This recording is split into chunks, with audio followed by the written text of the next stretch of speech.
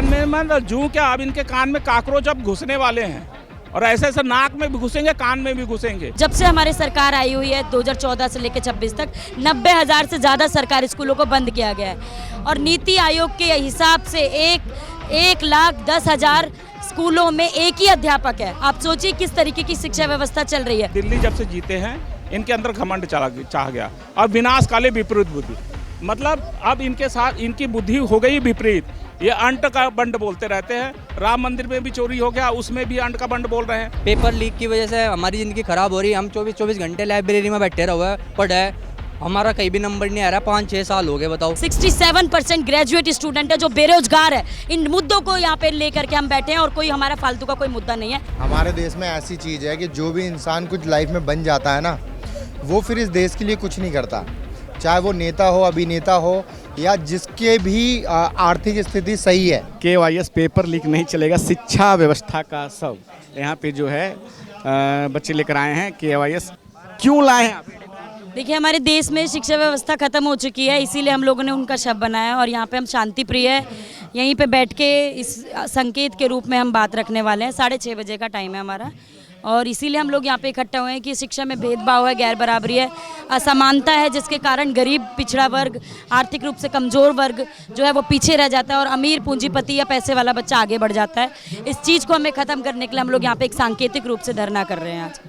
प्रधानमंत्री मोदी तो धर्मेंद्र प्रधान की प्रशंसा कर रहे हैं कि शिक्षा व्यवस्था में कैसा काम कर रहे हैं। देखिए, अगर इतनी प्रशंसा करनी है मोदी जी को, अगर धर्मेंद्र प्रधान की, तो धर्मेंद्र प्रधान का बच्चा क्यों विदेशों में पढ़ने जा रहा है? वो क्यों नहीं सरकारी स्कूल में पढ़ रहा है? हमारे भारत देश में अभी आप जब से हमारी सरकार आई हुई है 2014 से लेकर 26 तक 90,000 से ज़्यादा सरकारी स्कूलों को बंद किया गया है और नीति आयोग के हिसाब से 1,10,000 स्कूलों में एक ही अध्यापक है। आप सोचिए किस तरीके की शिक्षा व्यवस्था चल रही है। आए दिन बिल्डिंग गिर जाती है, 20-20, 25-25 बच्चे उस पर दब के मर जाते हैं, उस पर कोई सुध नहीं लेने आता है। जिस देश में लड़कियों के लिए शौचालय नहीं है स्कूलों में, उसमें आप कहेंगे कि व्यवस्था बहुत अच्छी है। हम उन्हीं व्यवस्था को बताने के लिए आए हैं। आप आइए, दौरा कीजिए सरकारी स्कूल में, जहाँ पे साइंस तो छोड़िए, आर्ट्स के टीचर तक नहीं अवेलेबल है, जिनके सपने तो नीट जैसे हो ही नहीं पाते हैं, सपने भी आज़ाद नहीं हमारे देश में देखने के लिए। उन सभी दिक्कतों को लेकर के हम लोग यहाँ पे इकट्ठा हुए हैं और समान शिक्षा के एक ऐलान कर रहे हैं कि इस व्यवस्था को बराबरी का अधिकार मिलना चाहिए। कोई अमीर हो चाहे कोई गरीब हो, ऐसा नहीं होना चाहिए कि अलग अलग स्कूली व्यवस्था हो। चाहे शिक्षा मंत्री हो, चाहे चपरासी का बच्चा हो, चाहे प्रधानमंत्री हो, चाहे किसी रिक्शा चालक का बच्चा हो, जिस सड़क पे आप खड़े हैं वो सड़क भी किसी मजदूर ने बनाई होगी, जो कपड़े आपने पहने वो भी किसी मजदूर ने बनाए होंगे। उन सब के बच्चा एक ही सरकारी स्कूल जैसी व्यवस्था में, बेहतर व्यवस्था में जाने चाहिए। ये हमारा ऐलान है और समान शिक्षा जब तक लागू नहीं होगी तब तक हम अपने मुद्दों से हटेंगे नहीं। नितिन नवीन कह रहे हैं कि जंतर मंतर पे जो कॉकरोच और वायरस जमा हो गए हैं उनको BJP के लोग ठीक कर देंगे। देखिए, वो तो खुलेआम एक धमकी दे रहे हैं। इतने बड़े मंत्री के मुंह से जब इतनी बातें आती है तो वो खुलेआम धमकी दे रहे हैं कि निपटा लेंगे। इस तरीके का शब्द क्या अर्थ निकलता है? तो आप देखेंगे कि आप लोगों को एकजुटता पे आना पड़ेगा। लगातार अभी 13वां दिन हो गया हमारे देश में, हम लोग यहाँ पे धरना प्रदर्शन में इकट्ठे हुए। अभी तक धर्मेंद्र प्रधान और मोदी जी ने अभी तक एक भी चीज़ हमारी शिक्षा व्यवस्था पर नहीं बोली है। उल्टे सीधे बयान बोले जा रहे हैं, हमारी एकता को तोड़ने के लिए लगातार कोशिश की जा रही है। लेकिन यहाँ पे सब अलग अलग मजहब और अलग अलग धर्म के लोग इकट्ठा हुए हैं और यही हमारी एकता से डरती है हमारी सरकार है। हमारी सरकार चाहती है कि हम हिंदू मुसलमान के दंगे करते रहें, झगड़े करते रहें, लेकिन एकता के साथ हम ना तो पढ़ाई के लिए बोले, ना तो स्वास्थ्य के लिए बोले, ना तो सुरक्षा के लिए बोले। इसी चीज़ से भटकाने के लिए वो जानबूझकर की इस व्यवस्था को, इस हमारी एकता को तोड़ने के लिए इस तरीके के बयानबाजी कर रहे हैं। मैं यही ऐलान करूंगी यहाँ से कि आप इस बयानबाजी पे विश्वास ना करें, हमारी एकता पे विश्वास करें, हमारी लड़ाई पे विश्वास करें। हमारी लड़ाई किसी एक पक्ष की नहीं है। इस जनता में जितने युवा हैं, भारत देश में सबसे ज़्यादा युवाओं की संख्या और युवा सबसे ज़्यादा गरीब है। 67% ग्रेजुएट स्टूडेंट है जो बेरोजगार है। इन मुद्दों को यहाँ पे लेकर के हम बैठे हैं और कोई हमारा फालतू का कोई मुद्दा नहीं है। शिक्षा, रोजगार और स्वास्थ्य व्यवस्था, महिलाओं की सुरक्षा, ये सब बेसिक मुद्दे ये तक हमारे देश में नहीं मिला। हम जिस देश को कह रहे हैं कि विश्व गुरु बन जाएगा, तो इसीलिए हमारे देश में अभी शिक्षा व्यवस्था खत्म हो चुकी है। इस चीज़ को हम बार बार कह रहे हैं कि आइए हमसे बात कीजिए, हम यहीं पर रुके हुए। लेकिन इस तरीके के नेता बयानबाजी करेंगे तो उनको शर्म करना चाहिए, शर्म आनी चाहिए ऐसे मंत्री को जो अपने देश के लोगों को ऐसा बोल रहे हैं। और हम देश के निवासियों को ये समझना पड़ेगा, एकता के साथ हमें आगे आके अपने हकों के लिए बोलना पड़ेगा, आगे आना पड़ेगा और लड़ना पड़ेगा। जब तक हमारी मांगे पूरी नहीं हो तब तक डटे रहें। सवाल, किसान आंदोलन भी इस देश ने देखा है, 750 किसानों की जान गई, तब जाके वो काले कानून वापस हुए थे। आपको लगता है सरकार बात करने आएगी? 13 दिन हुए हैं अभी। देखिए, इस देश में हमें जो अधिकार मिले हैं वो किसी भी सरकार ने हमें प्लेट में परोस कर नहीं दिया। औरतों को पढ़ाई के लिए कोई आज़ादी नहीं थी। हम उस देश में रहते हैं जिस देश में सावित्रीबाई फुले थी, जिस देश में फातिमा शेख थी। वो दोनों अलग अलग धर्म और मजहब से आती थी, लेकिन उनकी एकता ने हर महिलाओं को शिक्षा का अधिकार दिलवाया, हर महिलाओं को स्वतंत्रता का अधिकार दिलाया। दहेज उत्पीड़न के खिलाफ भी उन्होंने लड़ाई लड़ी थी, सती प्रथा के खिलाफ भी उन्होंने लड़ाई लड़ी थी। हम उसी देश की याद कर रहे हैं कि उन क्रांतिकारी लोगों को याद करने की ज़रूरत है, उनके विचारों को अपने जहन में लेने की ज़रूरत है। और ऐसा नहीं है कि हमारी डिमांड नहीं मानी जाएगी। पुराने इतिहास में भी आप देखते आएंगे, भगत सिंह ने भी ये कहा था कि हर वर्ग में, हर समूह के एक एक बच्चा अगर शिक्षा से वंचित रहेगा तो हमारे देश का विकास नहीं होगा। सबको शिक्षा मिलनी चाहिए, समान शिक्षा मिलनी चाहिए। आज हमें उनको लोगों को याद करके उनके विचारों पे चलने की ज़रूरत है। और आज हम वही लोग हैं, वही नागरिक है जो यहाँ पे आवाज़ उठा रहे कि शिक्षा में भेदभाव नहीं होना चाहिए। किसी का बच्चा क्यों पैसों के बल पे शिक्षा खरीदे और किसी के पास पैसा नहीं है तो वो शिक्षा से वंचित। इधर आप पहले देख सकते हैं, ये शिक्षा व्यवस्था का शव जो क्रांतिकारी युवा संगठन है जो कि यहाँ आया हुआ है इस प्रोटेस्ट में। और आप देख सकते हैं अभी कुछ दिन पहले ही जो है प्रधानमंत्री नरेंद्र मोदी ने धर्मेंद्र प्रधान की तारीफ की है कि शिक्षा को लेकर, शिक्षा मंत्री को लेकर वो बहुत अच्छा काम कर रहे हैं। और यहाँ पे जो बच्चे आए हैं वो शिक्षा व्यवस्था का वो हाल दिखा रहे हैं कि शिक्षा व्यवस्था अब यहाँ ख़त्म हो चुकी है। और उसी को सांकेतिक रूप से ये उन्होंने शव बनाया हुआ है। और आज 13 दिन जो है समाप्त होंगे इस भूख हड़ताल का, जिसमें सोनम वांगचुक और अन्य बच्चे जो ऐसा के लोग हैं जो यहाँ मंच से नीचे बैठे हुए हैं। कहाँ से आप आए? मैं तो रहने वाला मध्य प्रदेश का हूँ, पर यहाँ कनाट प्लेस ए ब्लॉक में मतलब मेट्रो नंबर 8 उस इंडियन ऑयल के जस्ट पीछे रहता हूँ। लगातार आप इस आंदोलन का हिस्सा बने हुए? लगातार बना हुआ हूँ। पहले मैं देखो क्या था कि भारतीय जनता पार्टी का बहुत बड़ा सपोर्टर था, बहुत बड़ा, छोटा मोटा नहीं, बहुत बड़ा। और राष्ट्रीय अध्यक्ष के लिए फॉर्म भी भरा था, पर एक डमी को बना दिया राष्ट्रीय अध्यक्ष। डमी मतलब नितिन नवीन। और आज वो क्या बोल रहा है मालूम है? अभी कल या परसों का भाषण आप देख लो कि टुकड़े टुकड़े गैंग है। अरे भाई, किसको टुकड़े टुकड़े गैंग कर रहा है? और बोलता है कि भारतीय जनता पार्टी के लोग, भारतीय जनता पार्टी के कार्यकर्ता। तो अभी 2 मिनट में तो भारतीय जनता पार्टी के कार्यकर्ता बोलता ठीक है, तो मैं भी भारतीय जनता पार्टी का कार्यकर्ता हूँ। तूने भारतीय जनता पार्टी के लिए किया क्या, ये पहले मेरे को बताओ। और नड्डा जी ने भी भारतीय जनता पार्टी के लिए, कार्यकर्ताओं के लिए क्या किया? मेरा बेटा नीट का एग्जाम दिया था, जब हमको तो मालूम भी नहीं था, उसने फॉर्म भरा था, सब चीज़ किया था। और नीट का एग्जाम जब वो बच्चा हमारा आया, बोला पापा, और 2 साल से मतलब तैयारी कर रहा था, बड़ा मतलब दिमाग उसका टेंशन था। उसने साफ स्पष्ट, हमारी मिसेज भी बैठी तो मैं भी बैठा था, बोला क्या कर रहे पापा, आपने लोन लेके मतलब हमको इतना पढ़ाया लिखा है, तो लगता पापा मर जाए क्या? तो मेरा ये बताओ कि आपका बेटा आपके सामने अगर कहे, अगर मैं यही चीज़ नितिन नवीन जी से बोलता हूँ, धर्मेंद्र प्रधान से, कि आपका बेटा आपसे ऐसा कहे तो आपको कैसा लगेगा? और सपोज कीजिए जो लड़के सुसाइड कर लिया, अगर आपके घर में ऐसी स्थिति हो जाए तो आप क्या, मेरे को जवाब दो ना। तब आप कहोगे कि टुकड़े टुकड़े गैंग वाले हैं, डफली वाले हैं, इनके हमारे भारतीय जनता पार्टी के लोगों को इनको सबक सिखा देंगे। अरे तुमने भारतीय जनता पार्टी के कार्यकर्ताओं के लिए क्या किया? और तुम्हारा भारतीय जनता पार्टी के कार्यकर्ता तुमको क्यों सपोर्ट करेंगे? मैं नितिन नवीन तुमको मोदी जी तारीफ कर रहे हैं धर्मेंद्र प्रधान की। धर्मेंद्र प्रधान तो जाने वाला, 5 लोग, 5 मंत्री, राजनाथ सिंह, धर्मेंद्र प्रधान और तुम्हारा क्या कहते हैं वो सरदार जी, क्या ना, हरदीप पुरी, और 2 मंत्री और हैं। अभी नीति आयोग में देख लो, अभी भी मीटिंग चल रही है, मैं बता रहा हूँ। और आने वाले समय में इनको हम लोग वो सब हमारे पूरे इनके से सारे लोग नाराज है भाई साहब। बजरंग दल और तुम्हारा क्या कहते हैं आरएसएस के लोग और तुम्हारा हिंदू परिषद सारा, और यहाँ सारा युवा नाराज है। जाएंगे कहाँ? मैं बता रहा हूँ, आप उड़ीसा में देख लो आंदोलन चल रहा है, छत्तीसगढ़ में देखो आंदोलन चल रहा है, मध्य प्रदेश में आंदोलन चल रहा है, उत्तराखंड में देख लो, तो राजस्थान में, सब जगह तो परेशानी है। और तुम्हारे रेखा गुप्ता, ये तुम्हारा दिल्ली में भी चल रहा है। रेखा गुप्ता क्या कह रही है? हम पानी इसलिए सप्लाई नहीं कर रहे हैं कि वाष्पन, तुमने पहले ये बोला था कि पानी हम इसलिए नहीं सप्लाई करेंगे कि वाष्पन के उड़ जाएगा।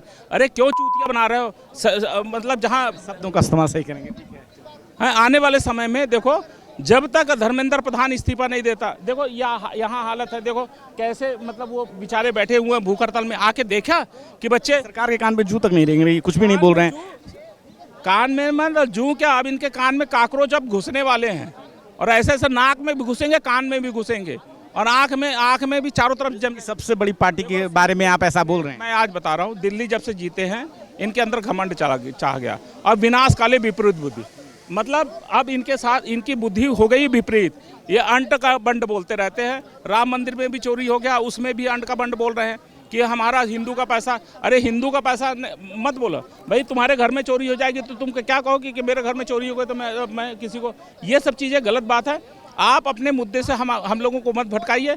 तुमने अगर किसी ने भी कहीं भी चोरी की है अगर भगवान के घर में, तो ये इनके ऊपर भगवान भी इनको बख्शेगा नहीं। मैं बता रहा हूँ सीधे, अब इनका विनाश की घड़ी आ गई है। आपने पूरा मास्क लगा के रखा हुआ है, ऐसे क्या कारण क्या है इसके पीछे? कारण ये है कि मैं जिस जगह पे जॉब कर रहा हूँ वहाँ पर उनको ये बोल दिया गया अथॉरिटी को कि यहाँ से कोई सीजेपी का कोई प्रोटेस्ट तो नहीं कर रहा है ना, नहीं तो अथॉरिटी एक्शन लेगी। तो मैं इस वजह से बताना नहीं चाह रहा, लेकिन मैं फिर भी प्रोटेस्ट के समर्थन में हूँ, इसलिए मैं आया हूँ। देश में लोकतंत्र है और लोकतंत्र में विरोध करना जो है उस लोकतंत्र का हिस्सा है, लेकिन अगर सरकार ऐसे नोटिस भेज रही है ऑफिस में, ये देखकर आपके मन में क्या विचार आता है? देखो, ये तो आम आदमी के खिलाफ ही है जो भी चीज़ हो रही है। सरकार का ये नोटिस भेजना तो सीधी सी बात है, उनको ये प्रोटेस्ट तोड़ना है किसी भी तरीके से। वो चाहते हैं कि लोग मजबूर ही रहें, वो नहीं चाहते कि लोग आगे आएँ, आगे चीज़ों को जाने, देश की तरक्की हो, चाहते ही नहीं। वो चाहते ही ये हैं कि उनकी जेब भी भरी रहे। और ये भी वो क्यों चाह रहे हैं? क्योंकि इनकी कैपिटलिस्ट ही सोच है पूरी शुरू से ही। आप खुद ही देखिए, हर व्यक्ति, अगर इधर भी जो लोग हैं इनमें से भी मैक्सिमम लोग, अगर सबको अगर ऐसा बोल दिया जाए कि आपके अकाउंट में 10 लाख रुपए आ जाएंगे, आप ये प्रोटेस्ट छोड़ दें, बहुत सारे लोग चले जाएंगे, क्योंकि लोगों की मजबूरियाँ हैं। इतने सारे लोग जो रील बना रहे हैं, जो वीडियो बना रहे हैं, सब क्यों मजा रहे हैं? पैसा मिल रहा है इनको, है ना। लेकिन ये है कि अच्छे कॉज के लिए बना रहे हैं कि ये मुद्दा उठा के अच्छे कॉज के लिए यहाँ पे अपने चैनल पे अपलोड करें, जिससे लोग जाने इन चीज़ों के बारे में। लेकिन हर कोई अपनी रोजी रोटी के लिए तो कर रहा है ना काम, ये तो है ही। इस आंदोलन के बारे में आप क्या सोचते हैं? जो ये आंदोलन चल रहा है धर्मेंद्र प्रधान के इस्तीफे को लेकर, 22 बच्चे ने सुसाइड कर लिया, जो नीट में पेपर लीक हुआ, ये पूरे इस प्रकरण को आप कैसे देखते हैं? क्या आपका विचार? देखो, मुझे लगता है कि ये जो आंदोलन है बिल्कुल अच्छा आंदोलन है। ये सोच बहुत सही है, क्योंकि देखो इंडिया ना गांधीवादी सोच से ही आगे बढ़ सकता है। तो गांधीवादी सोच ये कि हमें अहिंसा का रूप लेना है, पीसफुल प्रोटेस्ट करना है और हमें आगे बढ़ना है। अभी बीच में शायद भरत जी कोई थे यूपी के, जिन्होंने शायद पुलिस पे हमला करने की कोशिश, बिहार के भरत तिवारी थे, पुलिस पे हमला करने की कोशिश करी, तो उसकी वजह से क्या हुआ, पुलिस ने सीधा इनकाउंटर कर दिया। तो देखो, एक्शन से कुछ होना नहीं है, हिंसा करके कुछ होना ही नहीं है। पीसफुल प्रोटेस्ट से ही आगे बढ़ा जा सकता है, और पीसफुल प्रोटेस्ट का बहुत अच्छा तरीका है ये। मेरी अपील ये है कि जितने भी सेलिब्रिटीज़ हैं, मेरे भैया, मेरे सर, आप अमिताभ बच्चन जी, विराट कोहली जी, आप इतनी बड़ी बड़ी पोस्ट पर है, आपके पास हज़ारों करोड़ों रुपए हैं, आपको कोई छू भी नहीं सकता है, इतनी संपत्ति है आपके पास। आप बाहर की नागरिकता ले लीजिए चाहे तो, और फिर क्या करिए, उसके बाद यहाँ पे आके बच्चों के लिए बोलिए ना, आपको यहाँ पर कोई क्या कर देगा? आप वापस से बाहर चले जाना, अगर कोई कुछ करे तो। बाहर की नागरिकता लेके बोल लो इधर के लिए। अगर ये ऐसा लगता है कि यहाँ पर जेल में बंद कर देंगे, ये कर देंगे, वो कर देंगे। विजय माल्या भी तो भागा हुआ है, उसका कोई क्या उखाड़ पा रहा है यार? लेकिन कुछ तो बोलो, आपकी इतनी बड़ी फ़ैन फॉलोइंग है। अभी आरसीबी जीती थी तो लोग मरने को रेडी हो गए थे बेंगलोर में, आरसीबी, मतलब लोग ऐसे चाहिए। आपके कहने का मतलब सेलिब्रिटी वर्शिप काफ़ी ज़्यादा पूछते हैं। तो मेरे को लगता है कि सेलिब्रिटी को पूछते हैं तो सेलिब्रिटी को भी तो आके बोलना चाहिए ना। क्या कहेंगे भाई साहब? इसी सवाल को लेते हैं कि जो समाज के जो दिग्गज हैं, सेलिब्रिटी हैं, 2014 से पहले बहुत खुल के महंगाई, भ्रष्टाचार के खिलाफ बोलते थे, लेकिन आज के समय में ये बहुत कम देखा जा रहा है। 13 दिनों से हड़ताल पे बैठे हुए। बात बताओ, जब उन्हें सारी फैसिलिटी मिल रही, सब कुछ मिल रहा है, तो मैं क्यों बोल लगे? अब हमारे साथ अन्याय हो रहा है, अत्याचार हो रहा है, तो हमें ही अपनी आवाज़ उठानी पड़ेगी ना। क्योंकि मिडिल फैमिली के बच्चे, और क्या हो रहा है, उनके पेपर लीक कर दिए। 2014 के पहले तो वो बोलते थे, अब नहीं बोलते हैं। उस समय भी उनके पास सब सुविधा थी।